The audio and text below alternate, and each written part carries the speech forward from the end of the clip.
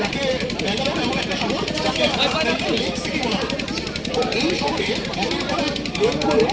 অনেকগুলো করেছে এবং সেগুলো দূষিত হয়ে গেছে যখন সেই সময় একটা স্মার্টফোন কোম্পানি বা একটা স্মার্টফোন প্রডিউসিং কোম্পানি তারা এই স্বচ্ছ ভারত অভিযানের যে ডাক তাতে সহায়তা করতে গভর্নমেন্টকে বলে যে আমরা একটা ক্যাম্পেইন চালু করবো।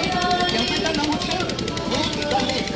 ওয়েক দ্য লেক ব্যাঙ্গালোরের তিনজন লেক, সেখানে প্রথম এই যে ক্যাম্পেইনটা চালু হয় এবং তারা সেই লেক পরিষ্কারের দায়িত্ব নেয় এবং তারা আগে বাইরে করে তাদের